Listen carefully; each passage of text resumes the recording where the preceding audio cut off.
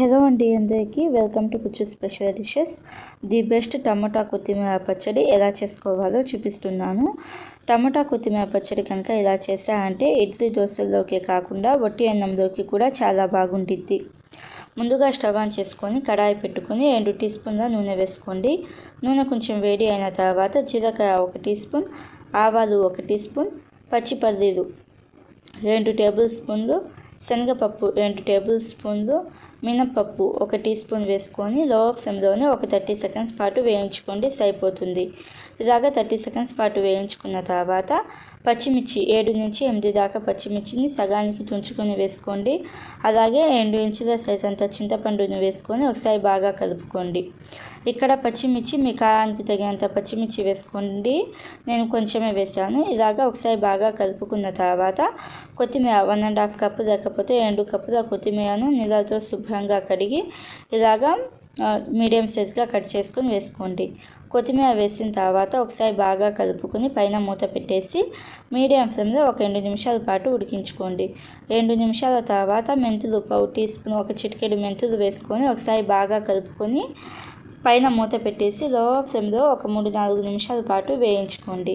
ఇలాగా కొత్తిమీర అనేది సాఫ్ట్గా ఉడికిన తర్వాత ఈ మిశ్రమాన్ని ఒక మిక్సీ జార్లోకి మార్చుకొని పూర్తిగా చల్లారనివ్వండి. ఇప్పుడు అదే కడాయిని మళ్ళీ స్టవ్ మీద పెట్టేసి ఒక 2 టేబుల్ స్పూన్ల నూనె వేసుకొని నూనె బాగా వేడి అయిన తర్వాత 4 మీడియం సైజు టమోటాలను మీడియం సైజు ముక్కలుగా కట్ చేసుకొని వేసుకొని ఒకసారి బాగా కలుపుకొని పైన మూత పెట్టేసి మీడియం ఫ్లేమ్లో ఒక 2 నిమిషాల పాటు ఉడికించుకోండి. 2 నిమిషాల తర్వాత పసుపు 1 teaspoon, salt 1/2 teaspoon వేసుకొని ఒకసారి బాగా కలుపుకొని పైన మూత పెట్టేసి టమోటాలు మెత్తగా అయ్యేదాకా ఉడికించుకోండి. మరీ మెత్తగా ఉడకాల్సిన అవసరం లేదు, ఒక 80% లేకపోతే 90% ఉడికితే సరిపోతుంది. ఇలాగా టమోటాలు మెత్తగా అయిన తర్వాత మంట ఆఫ్ చేసేసి పూర్తిగా చల్లారనివ్వండి. ఇప్పుడు మిక్సీ జార్లో మనం కొత్తిమీర అలాగే తాలింపు దినుసులు వేసుకున్నాం కదా, ఫ్రై చేసుకొని వీటిని కచ్చాపచ్చాగా దంచుకోండి. మీ దగ్గర రోకలి ఉంటే రోకలిలో కూడా వేసుకోవచ్చు. ఇలాగ కచ్చాపచ్చాగా దంచుకున్న తర్వాత మనం టమోటాని ఫ్రై చేసుకున్నాం కదా, ఉడికించుకున్న టమోటాలు వేసుకొని సాల్ట్ కొంచెం వేసుకోండి, తర్వాత చూసుకొని వేసుకోవచ్చు. కావాలంటే సాల్ట్ కూడా వేసుకొని కచ్చాపచ్చగా అంటే మిక్సీని మధ్యలో ఆపుకుంటూ ఇలాగ కచ్చాపచ్చాగా దంచుకోండి.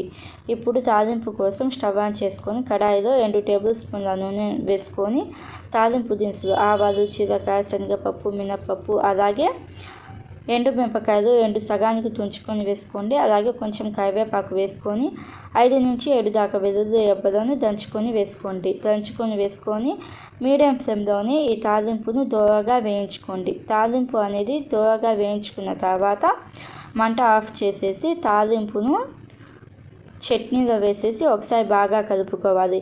అంతే అండి, సింపుల్గా ఈజీగా ది బెస్ట్ టమాటా కొత్తిమీర పచ్చడి అయితే రెడీ అయిపోయింది.